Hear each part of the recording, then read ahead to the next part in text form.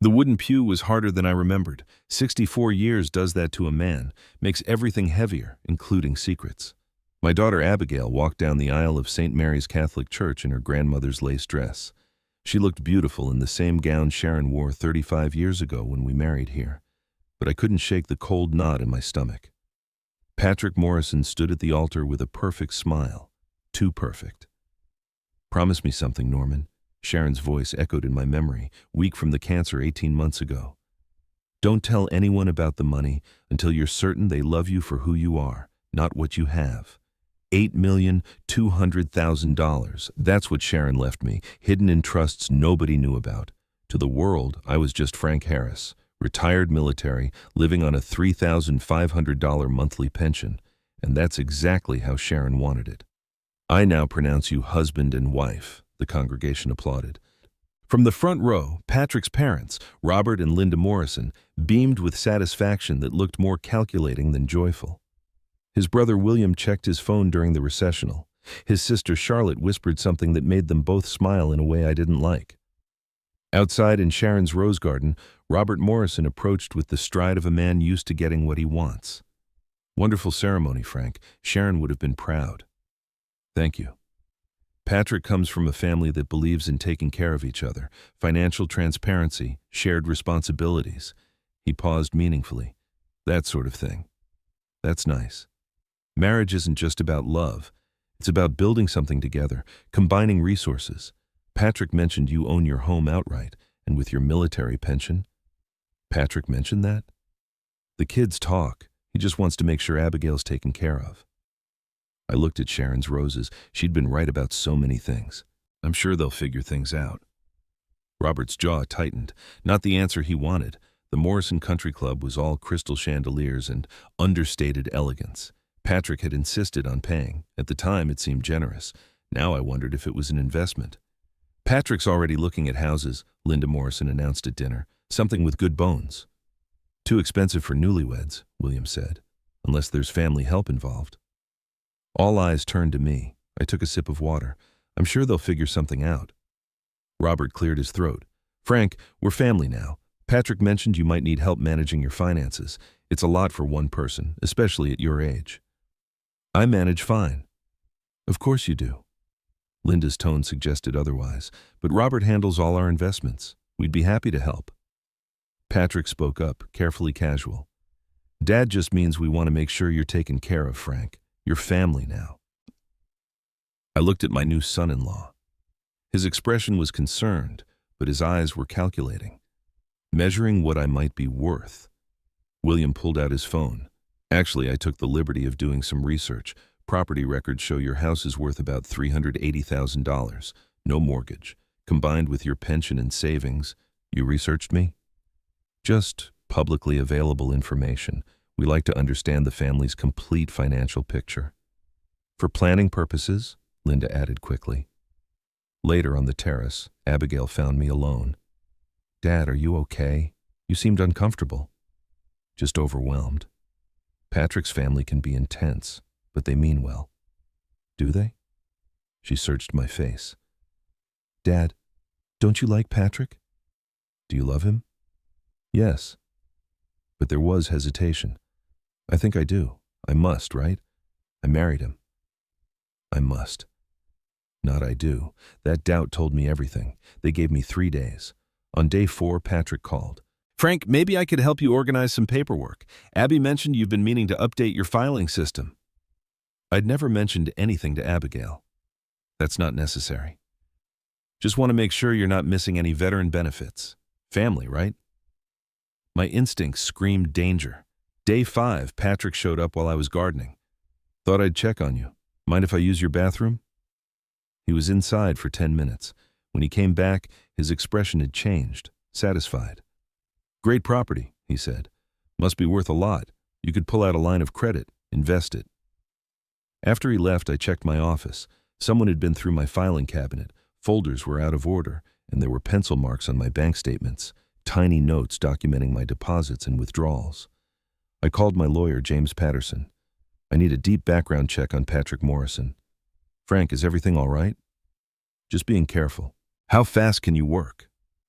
48 hours. I scrolled through Abigail's social media and found the first photo Patrick appeared in. The date made my blood cold. 17 days after Sharon's death notice was published. That wasn't coincidence. That was hunting. Saturday morning, day 7. The doorbell rang, firm, purposeful, demanding. Through the window, I saw Robert Morrison's Lexus and 2 more vehicles behind it. I opened the door to find the entire Morrison family on my porch, Robert and Linda in front, William and Charlotte flanking them, and a woman with a leather briefcase. "Frank, we brought someone important to meet you," Robert boomed. "Where's Abigail?" "Unpacking wedding gifts. This is family business." The woman stepped forward. "Mr. Harris, I'm Patricia Henderson, notary public. The Morrison family asked me to witness documents today." "Documents. We need to talk." Robert's hand landed on my shoulder. "May we come in?" Every instinct screamed danger, but I stepped aside. They arranged themselves like a boardroom, Robert and Linda on the sofa, William and Charlotte in armchairs, Patricia at the coffee table pulling out official papers. "Frank, please sit," Robert said, gesturing to my own recliner. I stayed standing. "What is this about?" "We're family now," Linda said in that condescending elderly person tone. "Family takes care of each other." "Patrick told us you've been struggling," Charlotte added, "managing finances, keeping track of bills." "I never told Patrick I'm struggling." William pulled out a folder. "We've done research. We know about your $3,500 pension, your mortgage situation, your home's value." "You researched me." "We're trying to help," Robert said. "Patrick's worried about you managing everything alone." Patricia held up a document. "This is a financial power of attorney. It would allow the Morrison family to help manage your assets. You want me to sign over control of my finances?" "Not control," Linda protested. "Assistance." Robert leaned forward. "Frank, we know Sharon left you something. Patrick mentioned you've been secretive." "Patrick said that." "He's concerned you're hiding assets out of pride," Charlotte said. "But there's no shame in having money. The shame is not managing it properly." Rage flooded through me. Patrick had been spying on my daughter. "You researched my finances, discussed my private affairs, and now want legal access to my accounts." Patricia pulled out more papers. "We've also prepared estate planning documents. These establish a family trust with Patrick as trustee." The room spun. They wanted complete control, using my daughter's marriage as leverage. "How long have you been planning this?" Silence. Robert's mask cracked. "Frank, we're trying to help." "By taking my money." "By protecting it," Charlotte insisted. "Patrick says you've been making questionable decisions. That $1,500 Memorial Garden donation? That's a lot for someone on fixed income." The manipulation was sophisticated. They'd positioned themselves as concerned family protecting a grieving widower. "These documents just need your signature," Patricia said. I looked at each of them. Robert in his expensive suit, Linda with her calculated eyes, William and Charlotte already spending money that wasn't theirs, Patricia making this con look legitimate. "Where's Patrick?" "He thought it best if we handled this as family," Robert said, "without Abigail. She gets emotional about money." They were isolating me from my daughter. "I need to think about this." "There's nothing to think about," William said impatiently. 24 hours. Robert stood, friendliness gone. "Frank, we've cleared our schedules. Patricia has appointments. We need resolution today." They wanted to rush me before I could think, get advice, or talk to Abigail. 24 hours or nothing. Patricia gathered her papers, clearly disappointed. "Mr. Harris, delaying could complicate things legally. Questions about your capacity." Another threat. They filed out, displeasure evident. Robert paused at my door. "Don't make this harder than it needs to be. We're family now." After they left, I sat in Sharon's chair. The house felt violated. I went to the bedroom safe and pulled out Sharon's envelope. "For Norman, when you need to know who to trust." My phone rang. "Abigail." "Dad, can you come over? Don't tell Patrick. I found something bad in his office." My stomach dropped. "I'm on my way. Lock the door." I heard voices as I answered her second call. "Going through my files?" Patrick's voice, angry. "Patrick, why do you have a folder labeled Project Harris?" Abby, give me that. No, there are pictures of Dad, timelines, research. You don't understand. I understand you married me to steal from my father. Silence. Then Patrick cold. Is that what you think? You have surveillance photos, notes about his routine. It's business, Abby, just business. Business? We're married. Marriage is the best business partnership there is. I heard Abigail's sharp intake of breath. I'm calling my dad. No, you're not. Patrick, let go. The line went dead. I drove too fast, took the stairs 3 at a time, didn't knock, just opened their apartment door. Patrick and Abigail both turned. She clutched papers, tears streaming. Patrick stood between her and the door, mask on. This is between Abby and me, he said. No, this is between you and me. It always has been. Patrick's expression hardened. Fine, let's talk like adults. You're 64, Frank, living alone. You have money you'll never spend. Why shouldn't it go to someone who can use it? His voice rose. Sharon earned that money, not you. You just married her. So you decided to take it. I decided it should go where it'll do some good. That's justice. Abigail stared in horror. Patrick, this is my father. He's a mark, Abby. We researched him, planned this for months, invested our time, and you're ruining everything. Operation, I said. You called it Project Harris. Patrick's eyes narrowed. You went through my files. The ones where you and your Uncle David discussed declaring me incompetent, where you documented my routines like surveillance. We did our homework. You're a predator. Patrick laughed bitterly.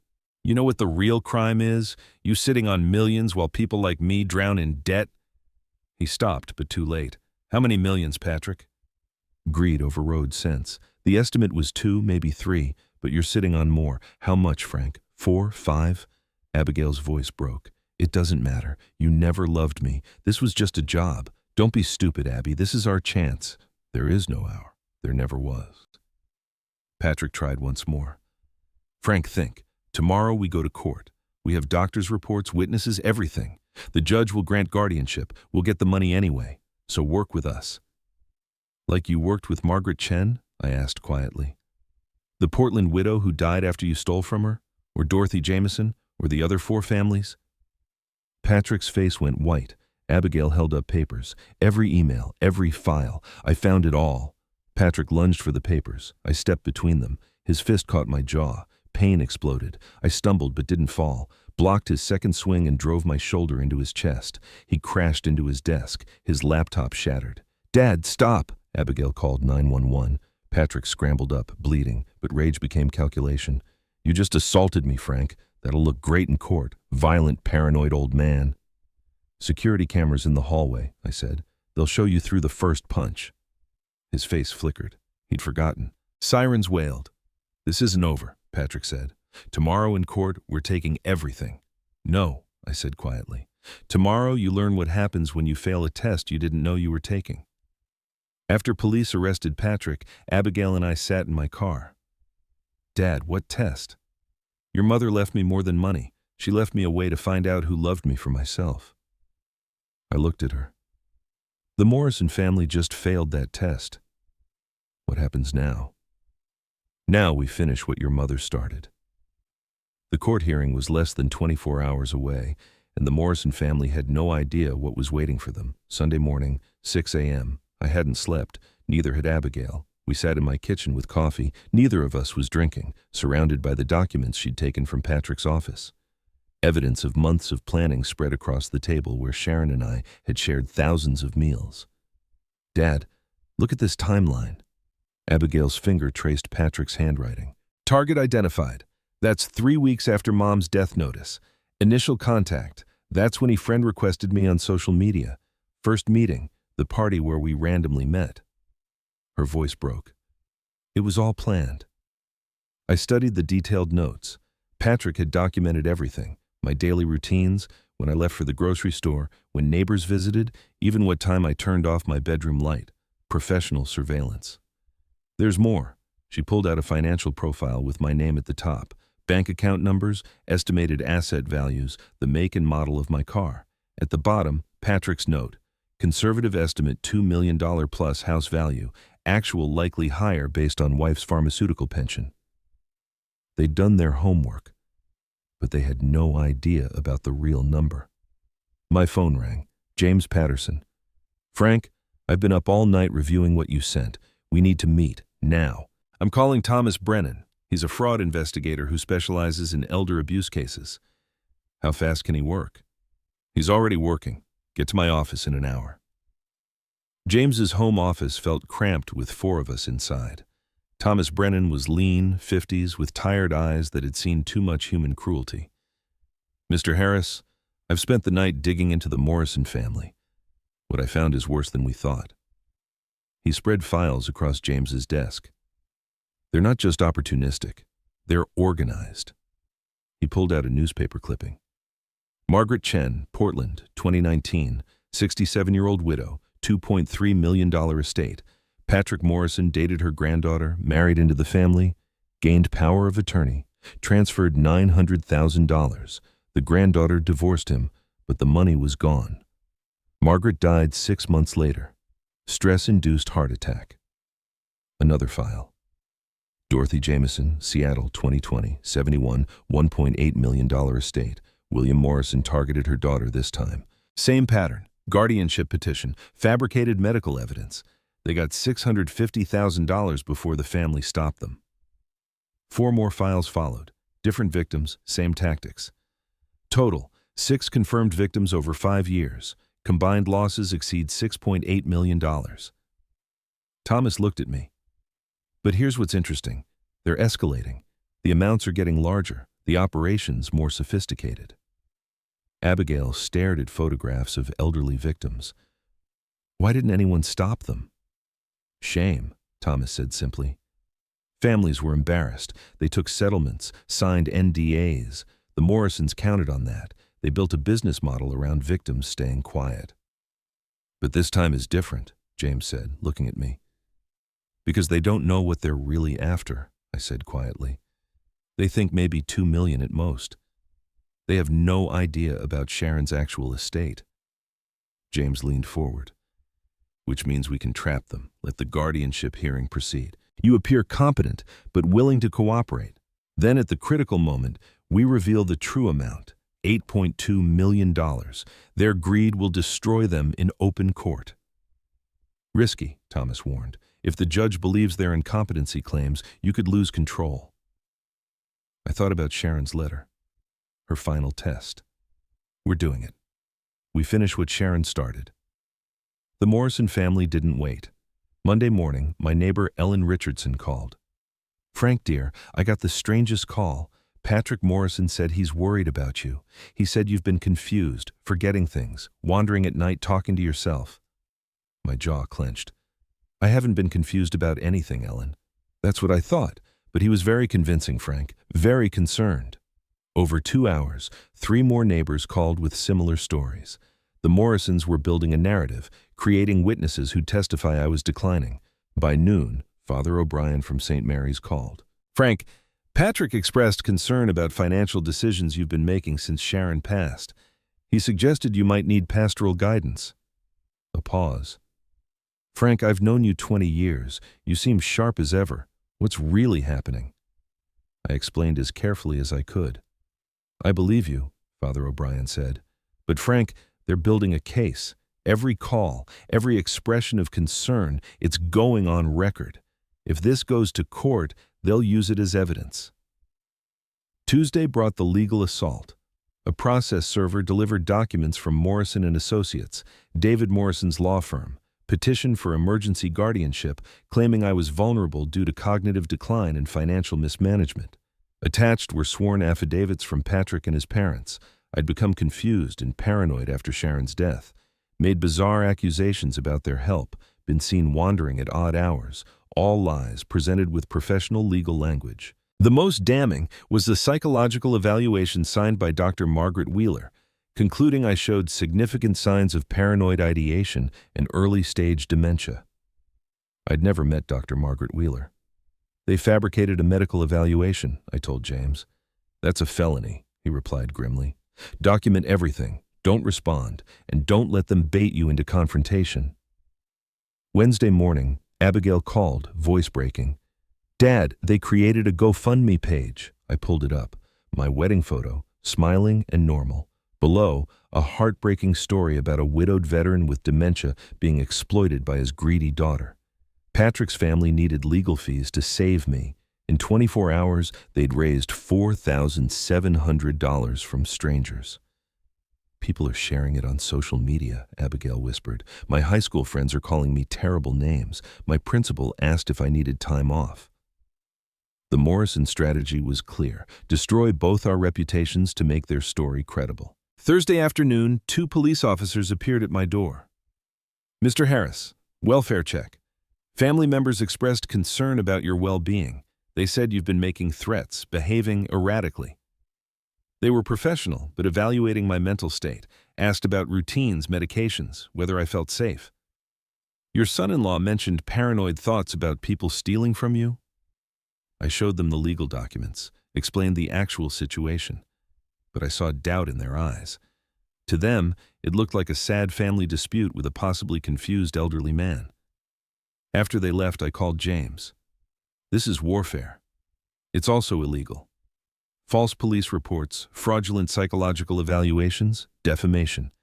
We have grounds for criminal charges. How long? Months, maybe years. Meanwhile, they could succeed in having you declared incompetent. That's when I made my decision. James, contact the district attorney's office. Tell them to have someone at court Friday morning. The guardianship hearing? Frank, what are you planning? I looked at Sharon's photograph. I'm going to give them exactly what they want. Thursday evening, emergency meeting at James's office. Thomas Brennan had been working non-stop. I've documented everything. 6 victims, 5 years, $6.8 million stolen. But I found something else. He pulled out an organizational chart. This is a family business. Robert and Linda Morrison provide capital and research. Charlotte handles social media stalking. She identifies targets through obituaries and probate notices. William manages legal paperwork. David Morrison, the uncle, handles the law side. And Patrick or William are the closers. They marry into families. It's organized crime, I said. Exactly. And they're good at it. They use the system against victims. File guardianship petitions before families can react. Rush proceedings. Create medical evidence. Pressure victims to sign over assets quickly. He laid out case files. Each victim's story was achingly similar to mine. But they made one critical mistake this time, Thomas said. They assumed you had maybe $2 million. If we let them think they're winning, let them expose themselves in court, then reveal the true amount. Their greed traps them, James finished. Abigail looked frightened. Dad, what if it backfires? What if you actually lose? Then we fight it, but I don't think we will. I pulled out Sharon's letter and read aloud. Norman, use the money I'm leaving you as a weapon against those who prey on vulnerable people. Make an example. Make it public. Make it hurt, so the next widow or widower has a chance. She knew, Abigail whispered. Mom knew this would happen. Your mother was an excellent judge of character. She wanted me to use this test not just to protect myself, but to protect others. Thomas nodded. If we do this right, this case becomes public record. Every tactic, every lie, every manipulation documented. Other families can use it as a template to recognize these predators. That's why we're going through with it, I said. Not just for us, for Margaret Chen, for Dorothy Jameson, for the next target they'd find if we don't stop them. We spent Thursday night preparing. James reviewed my testimony. You need to appear initially cooperative but confused. Let them think they're winning. Then we bring in Thomas's evidence of the pattern, Abigail's testimony about the files, and finally, the big reveal. The $8.2 million, I said. Exactly. Their own greed becomes evidence of intent. Patrick already exposed himself when he got violent at the apartment. Now we show the judge this wasn't love. It was a hunting operation. Thomas prepared his presentation. I'll testify about the 6 previous victims, show the pattern, prove this is organized crime, not a concerned family.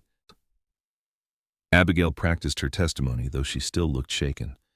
I have to testify that my husband married me to steal from you, that our entire relationship was a lie. I'm sorry, sweetheart. Don't be. I'm the one who should have seen it. She looked at Patrick's files spread across the table. All the signs were there. The questions about money, the casual interest in your routines, the way he always steered conversations toward your finances. Her voice hardened. I was so stupid. You were in love. That's not stupid. It is when the other person is just doing their job. James's phone buzzed. He read the message and looked up. Assistant DA Catherine Walsh will be at the hearing tomorrow. She's from the Elder Abuse Division. If we give her enough evidence, she'll file charges immediately. How much evidence does she need? A confession in open court would be ideal. I smiled. I think we can arrange that. That night, I sat in Sharon's garden under the stars. The roses bloomed around me, their scent heavy in the warm air. Tomorrow, sweetheart, I whispered. Tomorrow they find out what happens when they fail your test.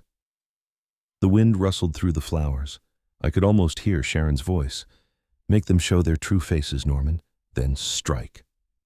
My phone buzzed. Text from an unknown number. Frank, this is Patrick. I'm out on bail. We can still work this out. Drop the charges, cooperate tomorrow, and we'll make sure you're taken care of. Fight us and we'll destroy you. Your choice. I deleted the message without responding.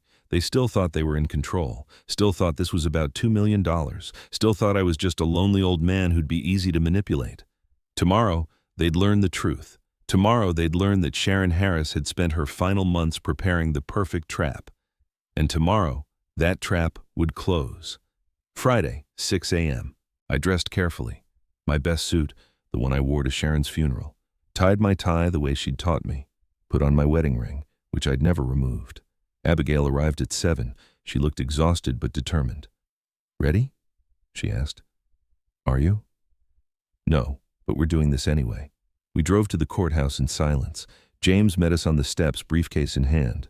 Thomas Brennan was already inside, setting up his presentation. The Morrison family arrived 20 minutes ago, James said. Full force. Robert, Linda, William, Charlotte. David Morrison is representing them. Patrick's there too, despite the assault charge. And Assistant DA Walsh, inside, observing. James looked at me seriously. Frank, once we start this, there's no going back. They'll fight dirty. They'll try to make you look incompetent, paranoid, unfit. Are you absolutely certain? I thought about Margaret Chen, who died from the stress of being robbed. About Dorothy Jameson, who lost her life savings. About the 4 other families destroyed by the Morrison operation. I'm certain. We walked into the courthouse together. The Morrison family sat on one side of the courtroom, arranged like a corporate board. They looked confident, prepared, certain of victory.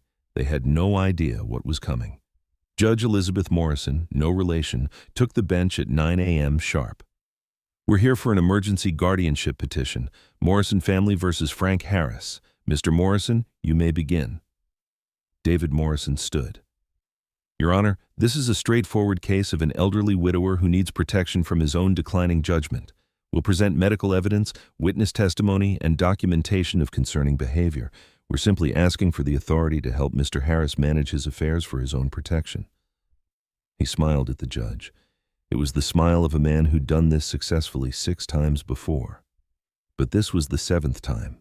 And 7 was not going to be his lucky number. David Morrison was smooth, professional. He'd done this before. Your Honor, Frank Harris is 64 years old, widowed 18 months ago, living alone. Since his wife's death, he's exhibited clear signs of cognitive decline. He gestured to a stack of documents. We have affidavits from neighbors reporting confusion and erratic behavior. A psychological evaluation from Dr. Margaret Wheeler diagnosing early-stage dementia. Documentation of questionable financial decisions. He called his first witness. Mrs. Richardson, my neighbor, looking uncomfortable on the stand. Mrs. Richardson, did Patrick Morrison contact you about Mr. Harris? Yes. He said Frank had been confused, forgetting things. And have you noticed any concerning behavior? She hesitated. Well, I've seen him talking to himself in the garden sometimes. David smiled.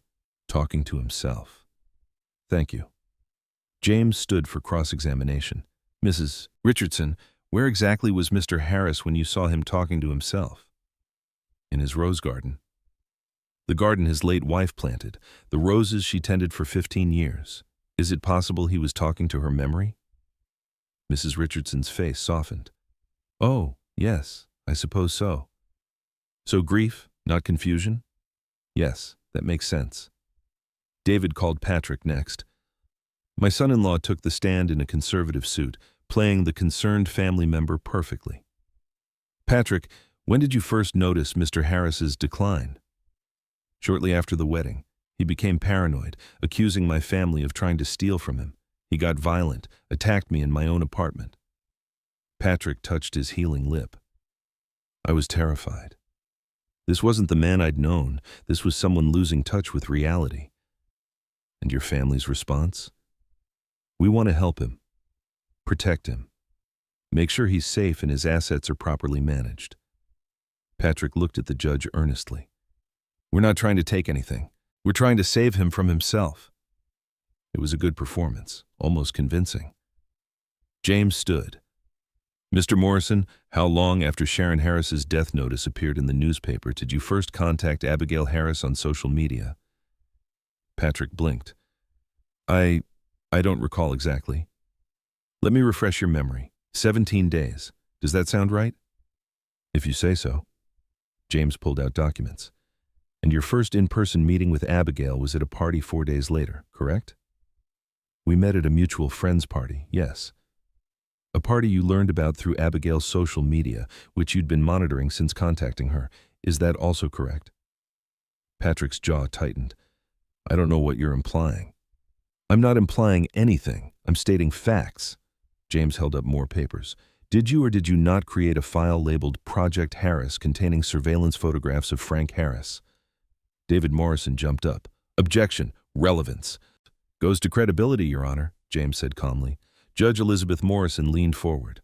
I'll allow it. Mr. Morrison, answer the question. Patrick shifted in his seat. I may have kept some notes for planning purposes. Planning what? Our future. Financial planning. Financial planning that required surveillance photographs? No answer. James smiled. No further questions. Your Honor, James said, I'd like to call Thomas Brennan to the stand. Thomas took his oath and opened his laptop. I'm a fraud investigator specializing in elder financial abuse. I've spent the last week investigating the Morrison family. He projected onto the courtroom screen. A photograph of an elderly woman appeared. Margaret Chen, Portland, 2019, 67 years old, widowed, $2.3 million estate. Patrick Morrison began dating her granddaughter 8 months after Margaret's husband died. He married into the family, gained power of attorney, and transferred $900,000 to accounts he controlled. The granddaughter filed for divorce when she discovered the truth. Margaret died 6 months later from a stress-induced heart attack. David Morrison was on his feet. Your Honor, this is outrageous. We're here about Frank Harris, not— Sit down, counselor, Judge Morrison said sharply. I want to hear this. Thomas clicked to the next slide. Another elderly face. Dorothy Jameson, Seattle, 2020, 71, $1.8 million estate. This time, William Morrison targeted Dorothy's daughter. Same pattern, guardianship petition, fabricated medical evidence, rushed proceedings. They obtained $650,000 before the family stopped them. 4 more faces appeared, 4 more stories. In 5 years, the Morrison family has targeted 6 elderly widows and widowers. Combined theft, $6.8 million. Every case follows the same pattern. Thomas looked at the Morrison family. Identify vulnerable targets through obituaries and probate notices. Infiltrate through romantic relationships with family members. Gain trust. File guardianship petitions with fabricated evidence. Rush proceedings before families can organize defense. Transfer assets once control is obtained. The courtroom was silent. The Morrison family sat frozen. Thomas clicked to a final slide, an organizational chart. This isn't opportunistic greed, Your Honor. It's organized crime, a family business built on exploiting the grieving. He pulled up emails between Patrick and his Uncle David discussing operations and targets, the group chat where they joked about stealing money, the detailed financial profile of me with surveillance notes. Frank Harris is victim number 7, Thomas said, except this time they made a critical mistake. James stood. Your Honor, before we proceed, I need to clarify something about the estate in question. He approached the bench with a folder, handing copies to the judge and David Morrison. The Morrison family's petition is based on protecting an estate they estimate at approximately $200,000, Mr. Harris's house value and modest savings. They are incorrect about the amount. Judge Morrison read the first page. Her eyebrows rose. David Morrison read. His face went white. Your Honor, James said clearly, Frank Harris's late wife, Sharon Harris, was the beneficiary of a family trust. She invested carefully for 30 years. The estate in question is valued at $8,200,000. The courtroom exploded. Patrick shot to his feet, face shocked. Robert Morrison grabbed his arm, but Patrick shook him off. Linda's hand covered her mouth. William and Charlotte stared in disbelief. Order! Judge Morrison's gavel cracked. Order in this court! The room slowly quieted. David Morrison scrambled. Your Honor, this changes nothing about Mr. Harris's competency. It changes everything about motivation, James interrupted. He held up the Morrison family's own emails. They suspected a larger amount all along. That's why Patrick Morrison researched so thoroughly, why he moved so quickly after the death notice. This wasn't protection. This was a heist. Patrick was staring at me, and I saw the exact moment greed overwhelmed his self-control. $8 million? His voice cracked. You're sitting on $8 million? Mr. Morrison, sit down, the judge warned. But Patrick couldn't stop. Months of careful planning, the perfect con all crashing down, and now discovering the prize was 4 times larger than he'd thought. Do you know what I could do with that money? He turned to the judge. He doesn't need it. He's 64, living alone, no expensive habits. Why should one old man hoard $8 million while people like me are drowning in debt, working our asses off? Mr. Morrison. Judge Morrison's voice was ice. We researched him. We planned this for months. We invested our time, our money. Patrick was unraveling. This was supposed to be our score. We did everything right, and now he's... He looked at me with pure rage. You knew. This whole time you knew exactly what we were doing. Yes, I said quietly. I did. Mr. Harris, Judge Morrison said, I think you'd better take the stand. I walked to the witness box, looked at each Morrison family member in turn. They looked back with hatred, shock, disbelief. James approached. Mr. Harris, how are you feeling today? Perfectly well, thank you. Do you understand what's happening in this courtroom? Yes. The Morrison family attempted to steal $8 million by having me declared incompetent. They researched my finances, surveilled my daily activities, fabricated medical evidence, and used my daughter's marriage as a way to gain access to my life. Why didn't you tell them about the full amount earlier? I looked at Abigail, sitting in the gallery with tears streaming down her face, because my wife left me 2 things when she died, a fortune and a test. I pulled Sharon's letter from my pocket. She said the money would reveal who loved me for myself and who loved me for what I had. Patrick Morrison failed that test spectacularly. Can you tell the court about your financial management? For the next 10 minutes, I detailed my investment portfolio, tax strategies, estate planning, charitable giving. I discussed market trends, asset allocation, trust structures. Judge Morrison stopped me. Mr. Harris, you clearly have sophisticated financial knowledge. Does this sound like someone with dementia? I don't believe it does, Your Honor. Neither do I. I looked at the Morrison family. Your Honor, I'm not the victim here. Margaret Chen was a victim. She died from what they did to her. Dorothy Jameson lost her life savings. 6 families were destroyed. I took a breath. I had the advantage of my wife's warning. She prepared me for predators. But how many others aren't prepared? How many more will the Morrison family destroy if we don't stop them? Judge Morrison leaned forward. Mr. Harris, I have to ask. You knew they were researching you. You discovered Patrick's surveillance. You could have stopped this weeks ago. Why let it go this far? I unfolded Sharon's letter and read aloud. Norman, when predators come, and they will, don't just stop them. Stop them for everyone. Make this public. Make it documented. Make it hurt. Use the money I'm leaving you as a weapon to protect those who can't protect themselves. The courtroom was silent. My wife was dying for 8 months, Your Honor. During that time, she made me promise something. She said this money wasn't just an inheritance. It was a test. And more than that, it was a trap. I looked at Patrick. I looked at Todd. She knew people like you would come. She knew they'd see a grieving widower as an easy mark. So she prepared instructions. Let them show themselves completely. Let them commit their crimes in the open. Then expose them publicly so the next victim will recognize the signs. Your Honor, James stood. We're requesting this case be referred to the FBI for RICO charges, the State Attorney General for elder abuse, and the State Bar for Mr. David Morrison's license review. We want this case to become public record, every tactic, every manipulation, every lie documented so other families can protect themselves. Judge Morrison looked at the Morrison family with undisguised disgust. Motion granted, all referrals approved. She turned to Assistant DA Walsh. I want full prosecution. Make this case a landmark.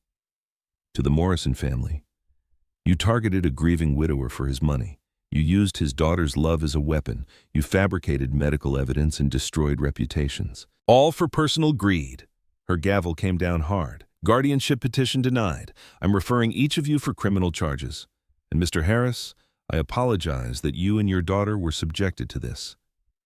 Patrick slumped in his chair, defeated. Robert and Linda looked 20 years older. William and Charlotte were crying. David Morrison stared at his ruined career. This court is adjourned. 6 months later, the verdicts came down. Patrick Morrison, 7 years federal prison for elder fraud, conspiracy, wire fraud. Robert and Linda Morrison, 5 years each for conspiracy and money laundering. William and Charlotte Morrison, 3 years with cooperation agreements. David Morrison, disbarred. 4 years prison. Dr. Margaret Wheeler, medical license revoked. 2 years prison for falsifying evaluations. Using Sharon's money, I hired lawyers for the previous victims. Margaret Chen's family recovered $650,000. Dorothy Jameson got back $400,000. Other victims received portions of what was stolen. The Morrison family's assets were seized and sold to pay restitution. Abigail's divorce was finalized. Marriage annulled on fraud grounds. She kept her maiden name throughout. She went to therapy, processed the betrayal, rebuilt her life. A year later, she was dating Michael, another teacher. He met me multiple times before proposing. When I told him about the money, he said, "That's nice, but I love Abigail, not her father's bank account." He passed Sharon's test. I established the Sharon Harris Foundation with $3 million. Mission: protect elderly from financial abuse. First-year results: 200 seniors educated about scam tactics, 45 cases investigated, 12 criminal prosecutions, 8 victims recovered money. Frank's story was featured on 60 Minutes NPR in congressional testimony. It became a training video for law enforcement. A book deal followed. The Inheritance Test: How My Wife's Final Lessons Stopped Con Artists. All proceeds went to the foundation. It became a bestseller. I traveled the country speaking at senior centers and law enforcement trainings. My message: trust your instincts. Real love doesn't demand access to your bank account. 2 years after the trial, I knelt in Sharon's rose garden planting new varieties, each one named for someone: Margaret Chen, Dorothy Jameson, the other victims who'd suffered. A new section bloomed near the back, Survivor's Garden for those who'd recovered. Abigail arrived with Michael. They were engaged now. Small ceremony planned at St. Mary's, where Sharon and I married. No country clubs, no pretense. "Dad, Michael wants to ask you something." Michael knelt beside me, hands dirty from helping with the roses. "Mr. Harris, I need you to know. Abigail told me about the money months ago. I hope you enjoy it. You and Sharon earned it. When Abigail and I marry, we'll build our life on our salaries. If someday you want to help our kids with college, that's generous. But we don't expect anything, and we don't need anything." I looked at this young man, genuine, honest, kneeling in the dirt, helping an old widower plant flowers. "He passed, Dad," Abigail said quietly. "There was no test this time, sweetheart." "There's always a test," I replied. "He just didn't know he was taking it."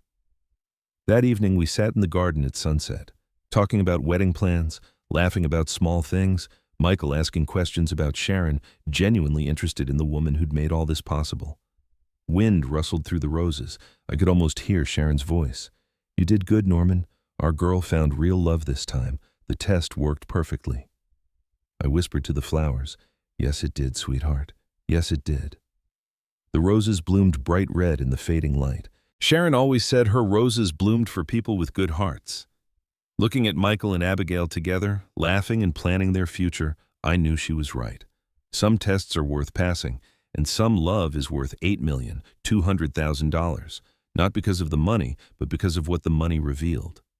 Sharon Harris had taught me one final lesson: trust isn't given, it's earned, and the Morrison family had earned exactly what they deserved.